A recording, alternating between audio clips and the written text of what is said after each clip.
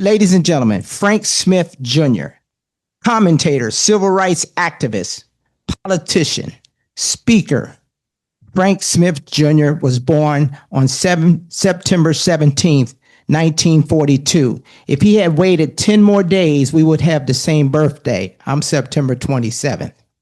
Nonetheless, in Newnan, Georgia, his mother was a homemaker, and his father was a farmer and a truck driver in 1959. Former council member Frank Smith earned his high school diploma from Central High School, where he was a member of the New Farmers of America, an organization that literally Dan the man knows of very well. As well as he was on the debate team. We're starting a debate program at Stanton Elementary School, Councilmember Franks, with the 4th and 5th graders. From 1959 until 1962, Smith attended Morehouse College in Atlanta, all right, HBCU, where he was a founding member of the Student Nonviolent Coordinating Committee. And if you've never heard of the acronym, it's known as SNCC. And those of you, when you get done with this luncheon, Google it, SNCC. Smith, and you'll learn some real good Black history, I want to thank SNCC for making it possible for me literally to be here today. Smith left Morehouse during his senior year to play a role in the civil rights movement. From 1962 until 1968, Smith worked with SNCC, organizing and registering African-American voters in Mississippi and Alabama. He is noted for his involvement and leadership role in planning and executing protests and marches in Greenwood, Mississippi during the Freedom Summer of 1964. In 1968, Smith moved to Washington, D.C., and we're happy to have you. When he accepted a job as a researcher for the Institute for Policy Studies, focusing on education and planning issues. Smith became involved in local community issues and was elected to serve as the Advisory Neighborhood Commissioner, better known as an ANC. In 1978, Smith successfully ran for the District of Columbia City Council, but the following year, he was elected to public office and served one term on the DC Board of Education. In 1980, Smith earned his PhD degree from the Union Institute in Ohio.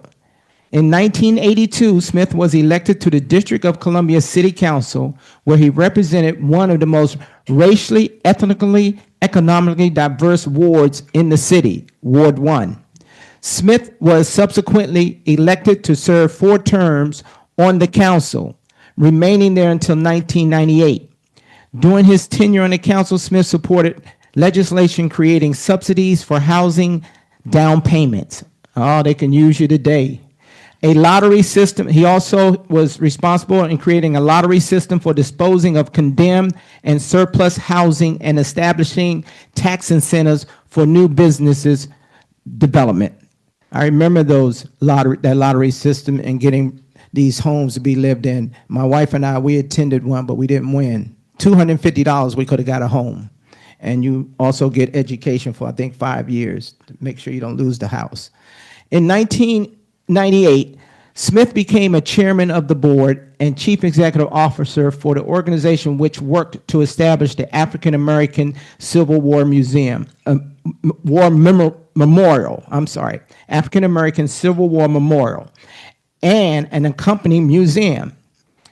It is the only national memorial to the colored troops who fought in the Civil War, and one of the most unique memorials in Washington, D.C. Former council member Frank Smith received numerous awards for his civic and community and political leadership. I am asked today to spend a few minutes talking to you about the African American Civil War Memorial, and it's an important time in our history as we celebrate the 250th year of the nation. And I've said to myself this morning that in thinking about this today for an African American, we have to think about the fact that for maybe half of those years, African Americans lived here in the United States as enslaved people. And it's not until something traumatic happens in the country called Civil War that the nation finally grapples with this idea that was left unresolved when they were writing the Constitution and all those various documents. And when I say it was left unresolved, slavery existed in the country, and the 13 original colonists who were the ones that drafted and signed that document, most of them were enslaved states, and they were in the South. It was the Carolinas and Georgia, Alabama, Mississippi, and Texas, and a few others. And as a matter of fact, when South Carolina seceded from the Union, South Carolina said, "We didn't leave the Union left us. You all knew we had slavery when you signed this document, and it was you that changed your mind. So you were the one that split this union. It wasn't us. We were still abiding by those. And if you had not agreed to slavery at the signing of those documents, we wouldn't have signed it. No, it would have been an issue because we wouldn't have signed it." And so they worked around it with some words that were just kind of interesting, like persons held to labor. Instead of calling people slaves, they said persons held to labor. I guess they were all too British to want to put the word slavery in there. But it stayed in the Constitution until we get to the Civil War. And of course, leading up to that, in the Dred Scott case, the courts codified this language into an amendment that said basically that ruling that said that that Black people had no rights that white people were bound to respect, and that the founding fathers never intended that Black people, neither slave nor free, would be citizens of the United States. And so John Brown, in his own writing, said that when he read those words, that's when he realized then that that slavery was never going to get taken out of the Constitution of this country without a war. And of course, you all know he goes up there to Harper's Ferry I go up there once in a while just for my own soul satisfaction, because it's the only monument I know to people who tried to start a revolution to end slavery. It didn't end well for John Brown, but he did. And I know it not end well for John Brown, but y'all probably know this. John Brown tried to recruit both Harriet Tubman and Frederick Douglass to go with him on that raid. And if they had gone with him and been present, Douglas did visit him a couple of times. They'd been part of that raid. Of course, the leadership of the Black community would have been caught up in that. But Harriet Tubman was the tougher she was, she probably would have figured out how to get out of there without getting caught. So there are a lot of ways to think about history. That's one of the ways you think about it. They had the right one. They just didn't have the right woman. If they had the right woman with them, they would have been able to get out of there. But by 1861, of course, the Civil War starts. 2 years later, from 59 to 61, Civil War starts. And Lincoln goes for 2 years without doing anything about slavery. In his own words, he said, if I can win this war without doing anything about slavery, I'll do that. And if I have to do something about slavery, and so we have to take him about his own word that he didn't decide to do something about slavery, a la the Emancipation Proclamation, until he reached the point that he was in a military emergency. What does that mean? That means that he's losing the war. And he can't win the war without doing something about slavery. He needs, first of all, he needs the manpower, and he needs something else too. He needs to decouple African-American enslaved people from the Confederacy. What does that mean? That means that, what were the slaves doing? The slaves were growing the cotton and the corn and tobacco. They were making the uniforms. They were making the weapons. And they're right here in Richmond, Virginia. They were making the weapons that were being used and things like that. So people who try to say, well, there were Blacks who fought with the Confederacy. The South didn't need them in the Army. They needed them doing what they were doing as slaves, which was enabling that Army to operate. And once Lincoln figured that out, and as a matter of fact, my brother who's retired Air Force told me that for every soldier that you see on the front line, you would see 5 civilians backing those guys up. You know, it's like when you're doing a bricklaying job, you need one bricklayer and you need 5 people mixing water and hauling stuff up to whatever it is to keep that guy busy. He can lay a lot of bricks, but if you got to go pick up all that stuff himself. But who were those civilians? The civilians were the enslaved people. And so Lincoln finally figured out that if I can do something about slavery, and you all probably know this already since you all learned scholars in here, when Lincoln runs for re-election after the first term, he had there came a point, and I haven't been a politician, I know how this worked.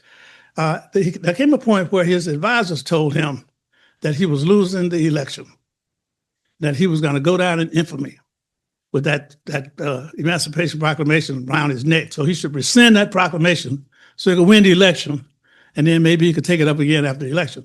And Lincoln, to his credit, said, if this election is going to be a plebiscite on this Emancipation Proclamation, let it be.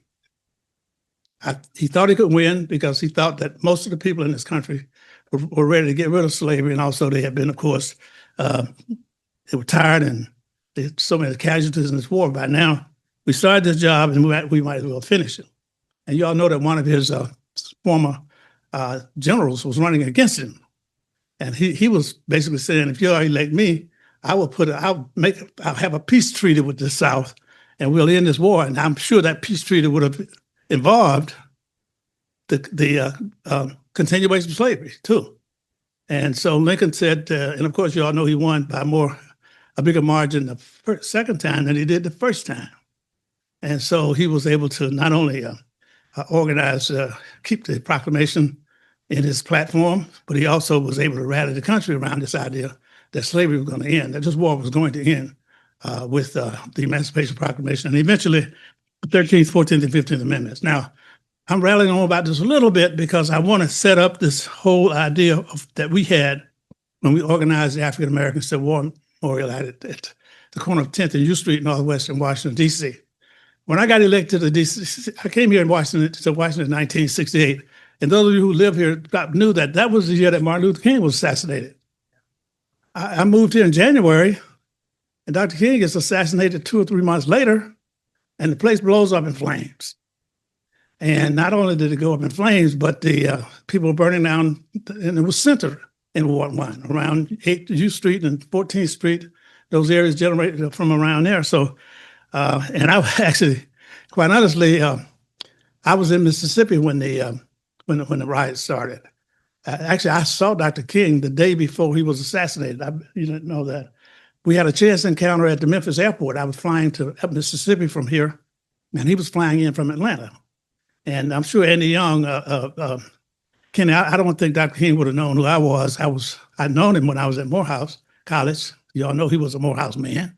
And by the time I got there, he had moved back to the city, and he was lecturing at Morehouse.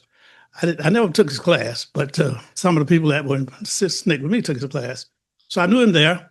I marched with him and Selma and done some other things, but I was not somebody who that he should have known. I wasn't that. But Andy Young told him who I was. And so he came over to me and he asked me to come to Memphis to help them organize the Panthers that he thought were peppering the marchers as they marched, and the cops. They were peppering the cops actually with rocks and stuff. He was said they were going to cause more violence and get everybody killed. And I told him I had moved to Washington. Dr. King, I moved to Washington, D.C., and I've hung up my marching shoes. And I said, I don't do that anymore. I'm doing something else now. He looked at me and smiled. He looked at me and said, young man, don't ever hang up your marching shoes. And he walked away. And that was the next day he was assassinated. So that's going to be the title of my book, Kenny, I'm working on right now. Don't hang up your marching shoes. And because I know from his mouth to me in Memphis, Tennessee. As I said before, we were trying to figure out how to rebuild U Street. Now, Washington, D.C. is full of monuments and museums, and there's like 200 museums in D.C. I don't know how many monuments in the District of Columbia. And they're just all centered mostly around the mall. And so with my background as a city planner, you heard that in the introduction, it was easy to see if you could get the tourists from the mall up to the neighborhood. They're already in town. They're already in a hotel someplace. They already probably got a tour guide.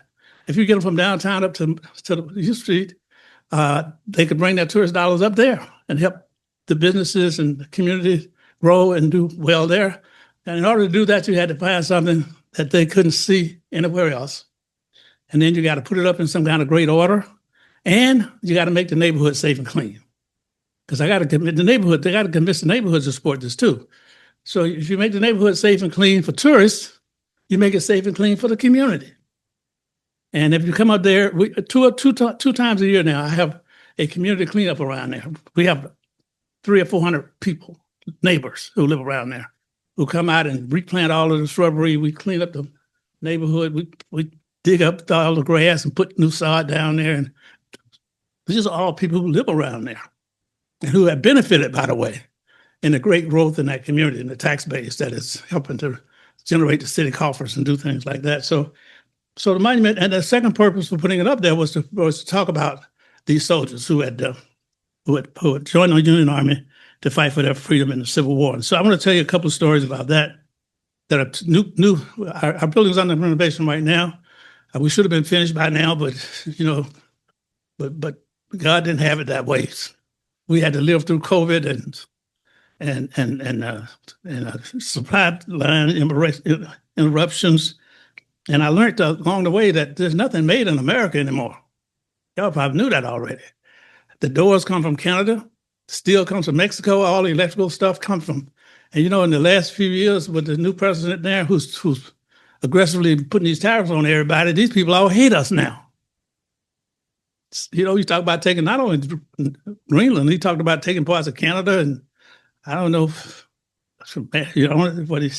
y'all know these bumming fishing boats down there in Venezuela. So, and I'm trying to build a museum that's already late and over budget. So it's a little late, but we're going to open it in early March in this year. We're opening it in a town in an atmosphere where this administration is actually sucking African-American exhibits out of these museums, out of museums that get federal money and the federally sponsored museums. It's for me, who lived through a revolution in my lifetime, quite honestly. I went from riding the back of the bus when I went to college to the time when I can now ride wherever I want to, if I got the money. And matter of fact, I'm going to Georgia next weekend to Morehouse College to visit. And but I always go down there with a round trip ticket. Somebody asked Frank Douglas, why did he live up in Rochester, New York? He said he wanted to be one day's walking distance from Canada. He didn't trust the Emancipation Proclamation and the 13th Amendment, because I want to be able to get out here on foot if I have to. So I want to be within one day. So I said to myself, okay, I'm going to visit. I have a good time when I'm there. People love me. I get all kinds of honors and awards. But they also know I'm coming back up here too, because this is my home. And I'm 84 years old now, and this is where I like the place. I like the place, so I'm going to be. So in our new museum that we'll open in March, we have two exhibits I want to share a little bit about both of them. One of them is an exhibit about First Lady Michelle Obama. First Lady Michelle Obama is descended from Civil War soldiers on her mother's side and on her father's side. On her mother's side, a man who started out in Alabama, his name was Jerry Sutton. He ended up that's what the child side of her family is. That's her mother who's in the White House with her. That's his side of the family, her side of the family. And then on her father's side, from Georgetown, South Carolina, where that great-grandfather back there was named Caesar Cohen. I like playing with this one, y'all. That's right, Caesar Cohen, C-O-H-E-N. Now, when Caesar joins the Union Army, Caesar is not living on the plantation. When Sutton joined the Union Army in Alabama, he gave his address as the R&D Sutton Plantation in Alabama. When you joined, you had to have a first and last name. And they will give you a last name. Well, what was the name of the last plantation you lived on? That becomes your last name in the military, in the U.S. military. So, but Caesar Cohen he was living on a plantation that was owned by another name. But he had but one plantation over from him is a plantation owned by a man named Moses Cohen. Moses had 400 slaves. And that plantation is the one that he started out on. Now, we don't have any indication, by the way, that in either case, that these plantation owners were the fathers of either one of these children, either Jerry Sutton or Caesar Coyne. They, I think, took these names because that's where they lived, and those addresses. So that exhibit is called From Slavery to the White House. And I really enjoyed this one because this is sort of our way of figuring out how do you take a 150-year-old story about American history and make it applicable to today. You start with some people who have done something like the Obamas have done. We didn't know when we started this memorial that there was ever going to be a Black person elected to the White House. But life happens, y'all. Along the way, it just happened. And by the time she became famous, researchers got interested in her background, and we could pick up most of this from the public records. And of course, we've now talked to members of the family. We've talked to her and her agents about this, and we expect we'll get her there for the grand opening when we finally get it all organized. And the second exhibit is called Bullets to Ballots. And I put this one up there because it's our way of trying to figure out how do we talk to young people today, those same people that Dr. King was talking about, who are still killing each other and too much here in our city. And we all know about that. Kennedy has tragedy in his life with this kind of stuff. So we all know about that. And I think every museum has some responsibility to try to figure out how we do this. So most people in our generation, if you say bullets to ballots, you're thinking about a conversation between Malcolm X and Martin Luther King, violence versus nonviolence. But that's part of the story. That's not how it starts. This bullets to ballots exhibit starts with Frederick Douglass talking to President Abraham Lincoln about the time when this war is over with, and these men, like Caesar Coyne and Jerry Sutton, are going to go back to the plantations where they had been enslaved. And I still don't understand this phenomenon, y'all. Although I will say my folks still live in Georgia, so I guess I do understand it. They were enslaved in Georgia. They've lived in Georgia, free people. And I can't get them to move. They come up here and stay with me for a few days. They'd be ready to go back home. They don't like my food. They don't always like my neighbors. They hit an excuse to go home. They go home. So what this is a discussion between Frederick Douglass and Abraham Lincoln. I mean, between Douglass and President Lincoln about these men having the right to vote. They're going they turn in their weapons, and Douglass says they're going to need the vote in order to defend themselves when they get back home. And this is where this discussion starts out. And this is where I think we ought to be able to say something to these young people out here about how they can find other ways to solve their problems rather than shooting each other. Maybe the ballot is a better way. It certainly provides better results. Shooting and killing each other in the neighborhoods is not only destroying your neighbors and your friends and the civility of the place, but you also are losing the support of the public in terms of us being able to maintain all those gains that we made during the times of the civil rights movement and others. And so I wanted to find a way to do that. This is my way of leaving something that I think can make a difference in time. It also provides a fascinating story for people who visit D.C. and the country to see a story that's told about African Americans who stepped out on faith to join the Union Army, walk into a burning house because Lincoln was losing this war, which is the only reason why they got in the first place. And they not only got in the war, but they also, 23 of them were awarded the Congressional Medal of Honor. And just for the record, no Blacks were awarded the Congressional Medal of Honor for World War I or II until Bill Clinton made some awards posthumously, really the last days that he was in the White House. So these men not only got in the military, they showed up and they showed out. We will say, and they lettered and they did well, and they did something that kept America great. And so as we celebrate this 250th anniversary of America, we celebrate people who played a role in making this country the country that it said it wanted to be, a place where all men and women were created equal and were endowed by their creator with certain inalienable rights. Those rights are in dispute now. We all know that. We're all every day worried about whether we're going to see a big backlash here that will turn those, make those rights, you have to win them all over again. But I have great faith in this country. I have great faith in my people. I have great faith in my friends and neighbors. And I believe what the words that Dr. King spoke that came from a poet whose name I can never remember.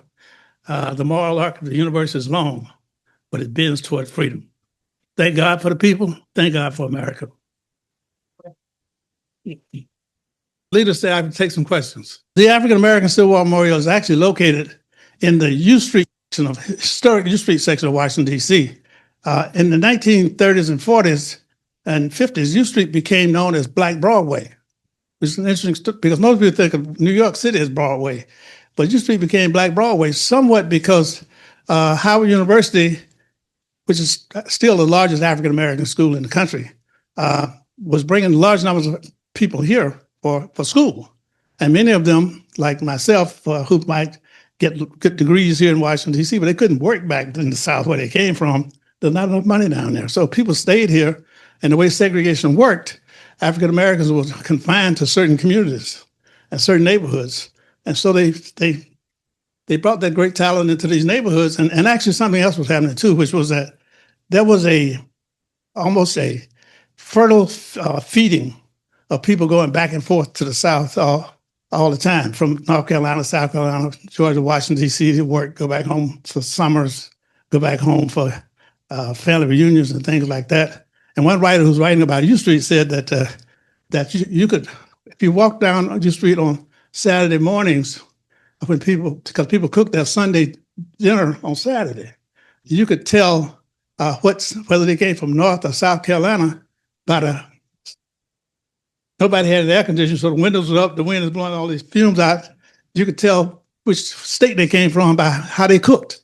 And it's a great way of looking at culture and the cross-fertilization. But it's a great neighborhood. Of course, the riots set it back for years.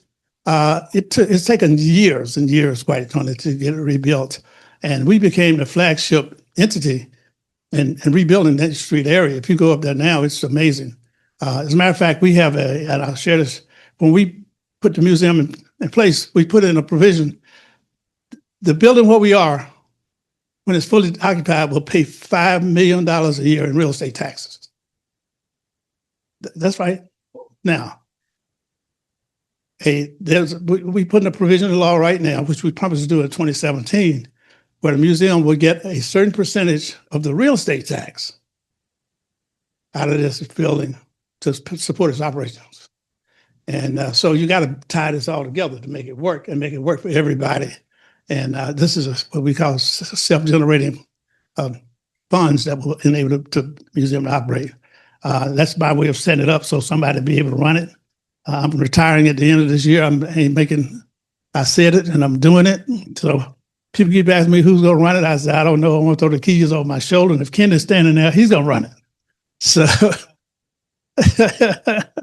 let's give him a hand, please. Council member, if you can step over here, we also have another tribute for you. We're going to plant a tree down there in the tidal basin area in your name.